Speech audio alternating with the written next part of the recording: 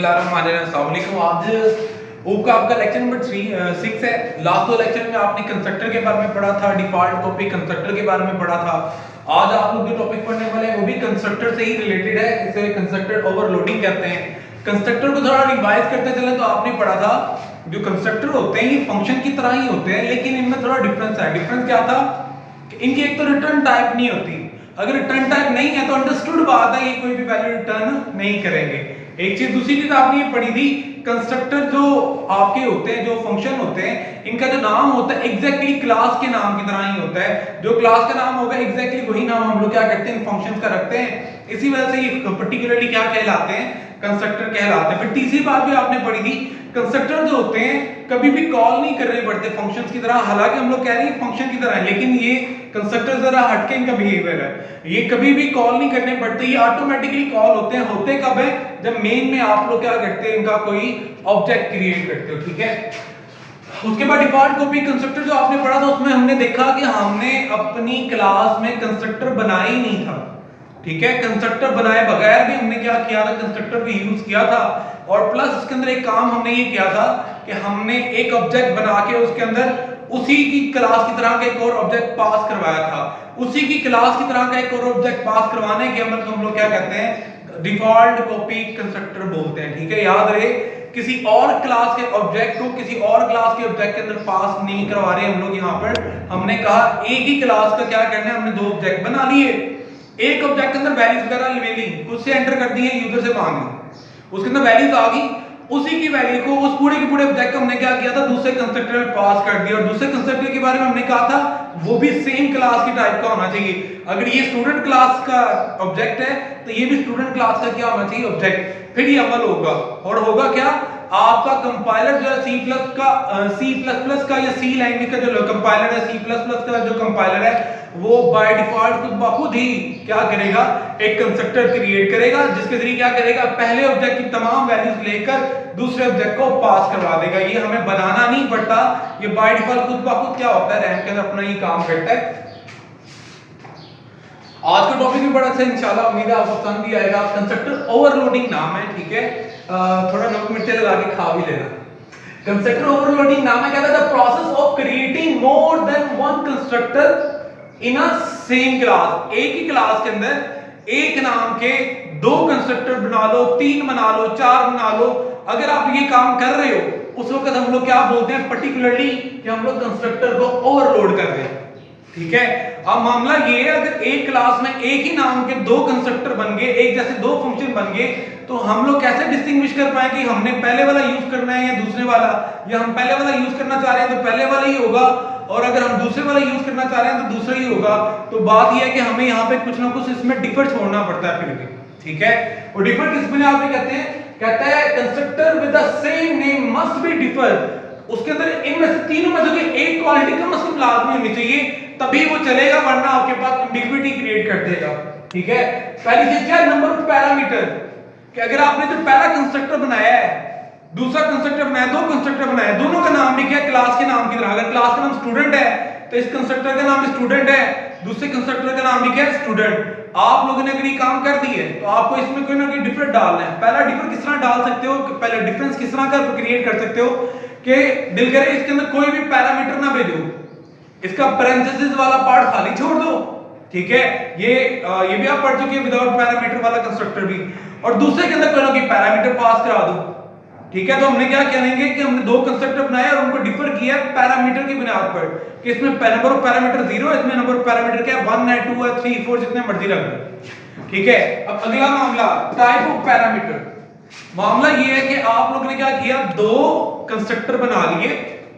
आपने दोनों कंस्ट्रक्टर के अंदर क्या किया, आप चाह रहे हो कि नहीं पहले कंस्ट्रक्टर में भी दो ही पैरामीटर पास करने हैं, दूसरे कंस्ट्रक्टर में भी आप लोग कह रहे हैं कि मैंने दो ही पैरामीटर पास करने हैं, तो आप लोग कर सकते हो, ये भी कर सकते हो। लेकिन फिर इस सिचुएशन में आपको क्या करना पड़ेगा, उनकी टाइप चेंज करनी पड़ेगी। आप लोग सेम नेम के सेम पैरामीटर वाले दो कंस्ट्रक्टर नहीं बना सकते, आपको कोई ना कोई डिफरेंट डालना है। अगर नंबर ऑफ पैरामीटर सेम रखना चाह रहे हो, इसके बिना पर डिफर नहीं करना चाह रहे, तो दूसरी ऑप्शन क्या बड़ी, हमने टाइप में चेंज कर दो। टाइप से आप क्या, अगर पहले वाले कंस्ट्रक्टर में भी दो वेरिएबल्स हैं, दो पैरामीटर हैं, एक इंटीजर है और एक फ्लोट है। ठीक है, तो दूसरे वाले में कम से कम क्या करो, पहले वाले को फ्लोट, दूसरे वाले को इंटीजर कर दो, या एक कैरेक्टर एक इंटीजर कर दो, यानी कि पहले के लिहाज से दूसरे के अंदर आप लोगों को क्या करना, कोई ना कोई चेंजिंग डालनी है, उसमें भी दो पैरामीटर, इसमें भी दो, तो किसको चेंज कर सकते हैं, फिर दूसरी ऑप्शन क्या है हमारे पास, टाइप को चेंज कर दो, कि इसमें अगर दो इंट है तो उसके अंदर एक इंट एक फ्लोट कर दो, अगर इसमें दो कैरेक्टर है इसमें एक कैरेक्टर एक इंटीजर कर दो, या ऊपर एक कैरेक्टर और एक इंटीजर है तो नीचे एक इंटीजर और दूसरे को क्या कर दो कैरेक्टर, पोजीशन चेंज भी कर सकते हो। अगर आप लोग कह रहे हो कि नहीं मैंने कंस्ट्रक्टर भी दो बनाने हैं, पैरामीटर भी दो भेजने हैं और भेजने भी इंटीजर और कैरेक्टर वाले हैं, तो आपको फिर क्या करनी पड़ेगा, तीसरा तरीका अपनाना पड़ेगा। फिर क्या होता है वो, आपको इसका सीक्वेंस चेंज करना है कि अगर पहले में पहला पैरामीटर इंटीजर दूसरा कैरेक्टर है और दूसरे के अंदर भी आपने दो ही पैरामीटर भेजने हैं, भेजने भी सेम टाइप के इंटीजर और कैरेक्टर, तो फिर आप तीसरा तरीका क्या ड्रॉप कर सकते हो कि इनका सीक्वेंस चेंज कर दो कि पहला कैरेक्टर रख दो और दूसरा इंटीजर, पहले में पहला इंटीजर दूसरा कैरेक्टर है तो यहाँ पे कैरेक्टर और इंटीजर कर दो,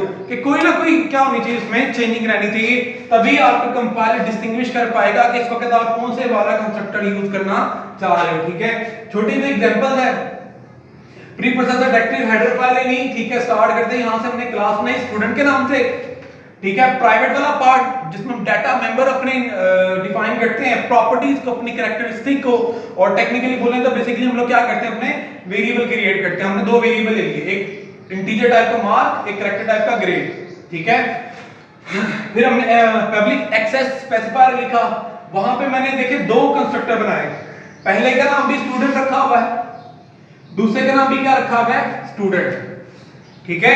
अगर आप एक क्लास में दो कंस्ट्रक्टर बनाना चाह रहे हैं, तीन चार जितने भी, तो आप लोग उनके बना तो सकते हो, लेकिन आपको पहला डिफरेंस क्या डालना है, उसमें नंबर ऑफ पैरामीटर का यहाँ पर डिफरेंस डालो। जैसे मैंने यहाँ पर डाल दिया कि इसमें कोई भी पैरामीटर नहीं भेजा, लेकिन इसमें कितने भेज दिए, दो, तो ये आराम से डिस्टिंग्विश हो जाएगा कि ये वाला कंस्ट्रक्टर और है, ये वाला कंस्ट्रक्टर क्या है और, ठीक है। तो लेट्स सपोज अगर आप लोग कहते हैं नहीं सर मैंने इसके अंदर भी क्या करना है जी, आपके पास दो वैल्यू भेजने की, इंटीजर और कैरेक्टर, नीचे वाले में भी एक इंटीजर कैरेक्टर भेजना है, ऐसा नहीं कर सकते। ऐसा करना है तो आपको क्या करना पड़ेगा, इनकी टाइप को रिप्लेस करना पड़ेगा कि कैरेक्टर पहले लेना इंटीजर, कंपाइलर इनको भी डिफरेंट कर लेगा, उसे पता चल जाएगा कि आपने इंटीजर पहले और कैरेक्टर बाद में भेजा है तो ये वाला कंस्ट्रक्टर चला देगा, अगर कैरेक्टर पहले और इंटीजर बाद में भेजा है तो ये वाला क्या आपके पास चला देगा, ठीक है। और ये वाला क्या पड़ा था, टाइप ऑफ पैरामीटर, अगर आप लोगों ने क्या करना है कि सेम ही रखना है कि दो ही रखना है, तो आप लोग उनकी टाइप चेंज कर दो कि आप लोग क्या करो, पहले वाले को इंटीजर रख दो, दूसरे वाले को फ्लोट कर दो, तो किसी भी तरह की आपको क्या करना है, कोई ना कोई चेंजिंग क्रिएट करके रखनी ताकि डिस्टिंग्विश हो सके कि ये वाला कंस्ट्रक्टर और है, ये वाला कंस्ट्रक्टर और, ठीक है। तो डिफरेंट आप भी डालना पड़ता है, ठीक है। आगे मूव करते हैं।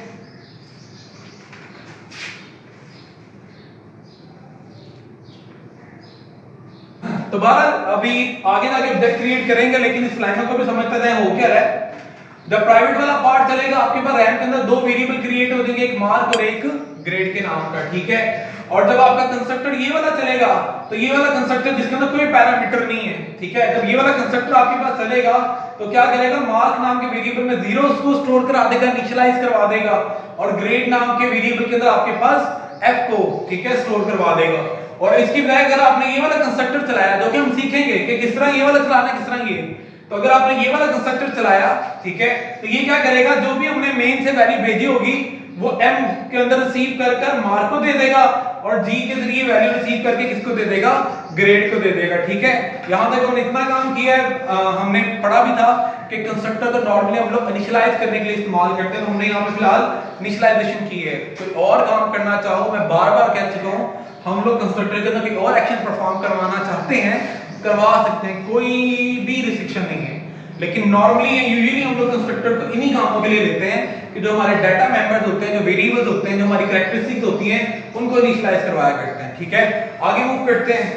तो हमने इसी क्लास के अंदर क्या किया हुआ है, एक छोटा सा फंक्शन भी बना लिया है। फंक्शन का नाम रखा है शो, जिसके अंदर हमने क्या किया है, अपने कंस्ट्रक्टर को जो वैल्यूज इनिशियलाइज कराई उनको डिस्प्ले करवाने की कोशिश किया। पहले स्ट्रिंग डिस्प्ले हो जाएगी, फिर वेरिएबल की वैल्यू, स्ट्रिंग डिस्प्ले हो जाएगी, वेरिएबल की वैल्यू। एंडल एक कमांड है जो कि कल भी मैंने बताया था। एंडल की कमांड क्या करती है, आपके पास कर्सर जहां पे ब्लिंक कर रहा हो उसे उठाकर अगली लाइन के स्टार्ट पे ले आती है, यानी कि लाइन को एंड कर देती है। लाइन एंड एल इसको नाम है, ठीक है। जहां पे भी कर्सर होगा वहां से इसे क्या करेगी, ड्रॉप करके न्यू लाइन के स्टार्ट पे ले आती है, ठीक है।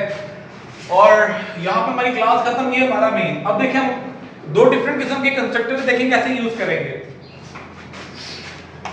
स्टूडेंट नाम का मैंने क्या किया, एक S1 नाम का ऑब्जेक्ट बना लिया, एक S2 नाम का ऑब्जेक्ट बना लिया। दोनों कंसेप्ट आप पढ़ चुके हो कि आप लोगों ने विदाउट पैरामीटर वाले कंस्ट्रक्टर को कॉल करना हो तो सिंपली क्या करते थे, ऑब्जेक्ट बनाते थे।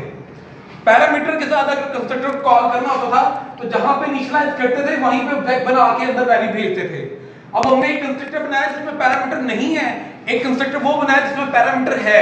दोनों को यूज करना चाह रहा हूं तो किस तरह करूंगा, पहले मैं S1 लिख देता हूं। जब मैं S1 लिखूंगा, क्योंकि मैंने यहां पर इस ऑब्जेक्ट को कोई वैल्यू नहीं दी, तो ये क्या करेगा, उस पैरामीटर को सॉरी उस कंस्ट्रक्टर को जाके कॉल करेगा जो कि वैल्यूज के बगैर चलने वाला है। ठीक है, उस कंस्ट्रक्टर को कॉल करेगा जो कि वैल्यूज के बगैर, क्योंकि यहां पे वैल्यू नहीं भेजी इसलिए वहां पे वैल्यू नहीं जाएगी। और वैल्यू नहीं जाएगी तो कौन सा वाला कंस्ट्रक्टर चलेगा, जिसमें कोई वैल्यू नहीं है। ठीक है, जीरो पैरामीटर वाला आपके पास कंस्ट्रक्टर कॉल होगा।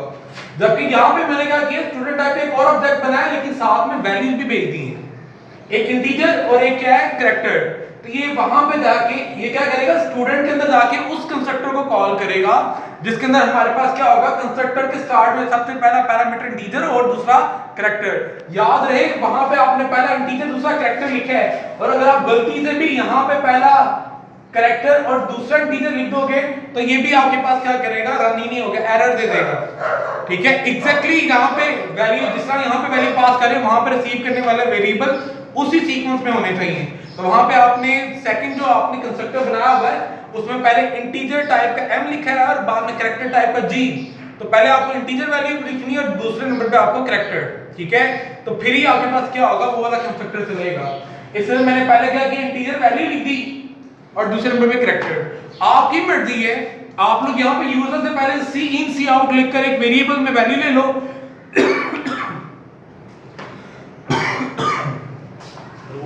आपकी मर्जी है, आप लोग क्या करो, मैंने तो डायरेक्ट वैल्यू लिख दी। ठीक है, इसका मतलब जब जब ये प्रोग्राम चलेगा हर बार इस कंस्ट्रक्टर में 70 और a ही जाएगा। आपकी मर्जी से जरा डायनामिक कर दो, कैसे कि इसी के ऊपर एक लाइन लिखो सी आउट सी इन की, और उसमें यूजर से वैल्यू मांग लो एक वेरिएबल के अंदर। ठीक है, मार्क के लिए, और फिर एक और सी आउट और सी इन लिखो जिसमें यूजर से ग्रेड भी मांग लो और वो दोनों वेरिएबल यहाँ पे लिख दो। ठीक है, यानी कि यूजर से वैल्यू मांग के इसके अंदर भेज दो। आपकी मर्जी इस तरह से कर लो। अभी क्योंकि लर्निंग स्टेज है, अभी तो आपको सिर्फ टॉपिक समझाने की कोशिश की जा रही है। इंशाल्लाह जब टॉपिक खत्म होंगे कॉम्प्रिहेंसिव एग्जांपल लेंगे जिसमें हमने जितना पीछे पढ़ा है वो सारे टॉपिकों को इस्तेमाल करने की कोशिश करेंगे। ठीक है, तो बहरहाल जब ये सबसे पहले आपके पास कंपाइलर ने ये लाइन चलाई तो आपके पास क्या होगा, रैम में एक S नाम का ऑब्जेक्ट क्रिएट होगा और एक S2 नाम का क्या होगा, ऑब्जेक्ट क्रिएट होगा। ठीक है, अब S1 और S2 दोनों किसको रिप्रेजेंट करें, स्टूडेंट को। स्टूडेंट के अंदर आपके पास क्या एक मार्क नाम का वेरिएबल है, तो S1 के अंदर भी एक मार्क नाम का वेरिएबल बन जाएगा, S2 के अंदर भी एक मार्क नाम का वेरिएबल। फिर वहां पे एक वेरिएबल आपके पास ग्रेड, तो इसके अंदर भी ग्रेड नाम का वेरिएबल बन जाएगा, इसके अंदर भी आपके पास क्या होगा, ग्रेड नाम का वेरिएबल। डिफर पड़ेगा किसका, कंस्ट्रक्टर का, क्योंकि ये वाला कंस्ट्रक्टर बनाते हुए ये वाला ऑब्जेक्ट बनाते हुए आपने कोई वैल्यू पास नहीं की, तो ये क्या करेगा, आपके पास स्टूडेंट के सिंपल कंस्ट्रक्टर को चलाएगा जिसमें पैरामीटर नहीं है। जबकि यहां पे आपने वैल्यू पास की हुई है 70 और क्या के पास के a, तो ये कौन से वाला कंस्ट्रक्टर चलाएगा, स्टूडेंट का वो वाला कंस्ट्रक्टर चलाएगा जिसमें आपने क्या करना है, एक इंटीजर और एक आपके पास कैरेक्टर, एक इंटीजर और एक आपके पास कैरेक्टर। ठीक है, तो इन दोनों के अंदर ये डिफरेंस पड़ेगा, ये इस वाले कंस्ट्रक्टर को जाके चलाएगा, ये इस वाले को। ठीक है, इसके लिए पैरामीटर वाला नहीं चलेगा, इसके लिए पैरामीटर के बगैर वाला नहीं चलेगा, एक एक दोनों तरीके होंगे, कंस्ट्रक्टर चलेंगे। ठीक है, तो जब ये आपके पास पहली लाइन चली, आपके अंदर दो प्राइवेट वाला पार्ट भी चल गया, यानी कि दोनों वेरिएबल इसके लिए भी क्रिएट हो गए और इसके लिए भी दोनों वेरिएबल क्रिएट हो गए, साथ ही साथ दोनों के लिए कंस्ट्रक्टर भी चल गए। इसके लिए पैरामीटर जो से है कौन से वाला चले, इसके लिए क्योंकि पैरामीटर पास नहीं किए तो इसके लिए कौन सा कंस्ट्रक्टर चलेगा, पैरामीटर के बगैर। पैरामीटर के बगैर वाला कंस्ट्रक्टर के अंदर हमने क्या किया, मार्क के अंदर 0 और ग्रेड के अंदर f स्टोर कराया था, तो इसके लिए मार्क के अंदर 0 और ग्रेड के लिए f स्टोर हो गया।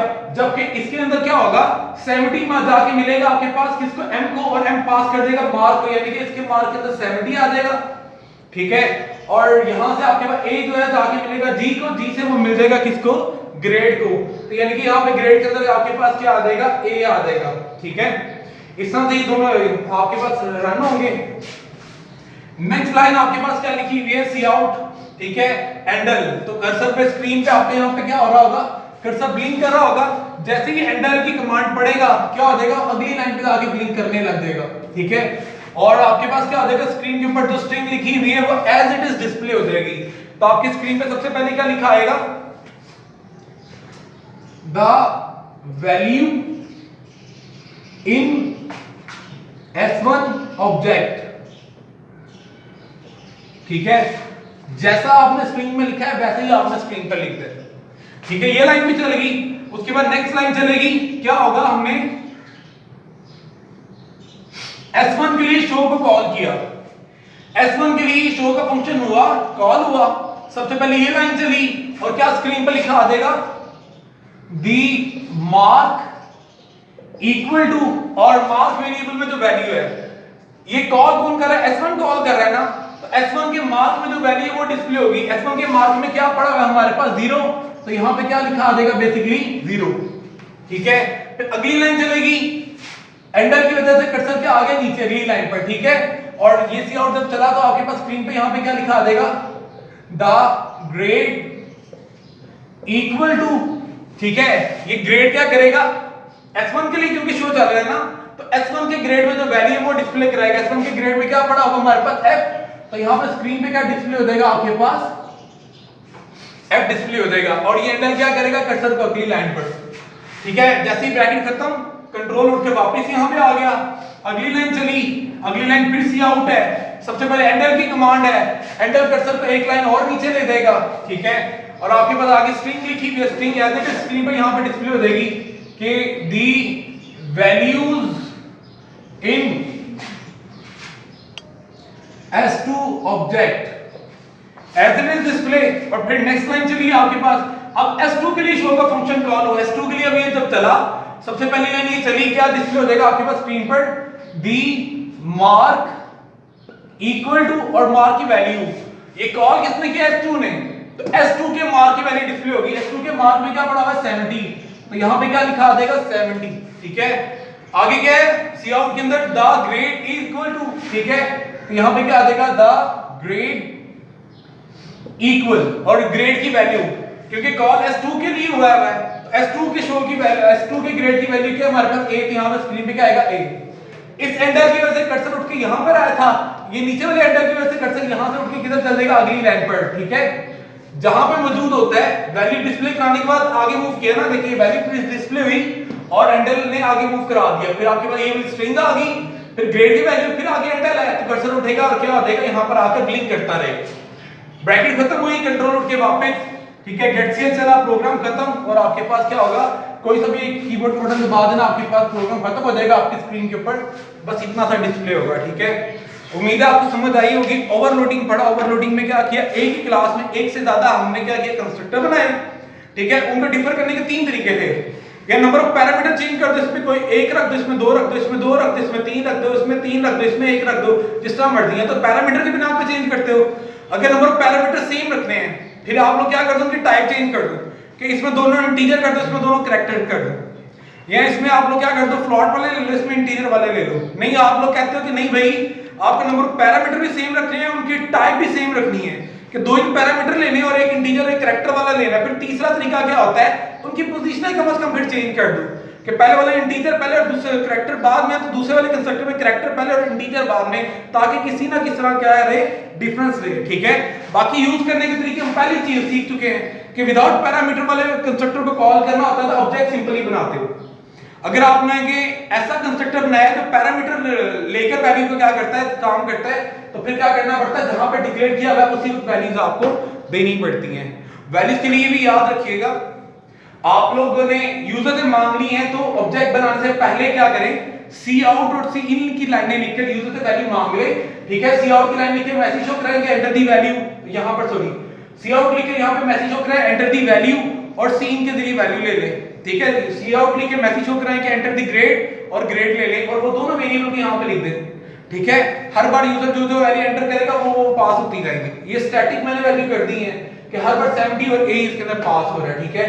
उम्मीद है यहाँ तक आपको समझ आ गई होगी। अगर किसी कंसेप्ट की समझ नहीं आई, मैंने बार कहा कि आप लोग मुझसे कांटेक्ट कर सकते हैं, या फिर नीचे कमेंट में भी आप लोग क्वेश्चन लिखकर ठीक है पूछ सकते हैं। ठीक है, वीडियो को देख लेने के बाद लाइक कर लीजिएगा, ठीक है, ताकि मुझे भी नोटिफिकेशन रहे और मुझे भी पता है कि आप लोग इस लेक्चर को देख चुके हैं। ठीक है, इंशाल्लाह मिलते हैं अगले लेक्चर में।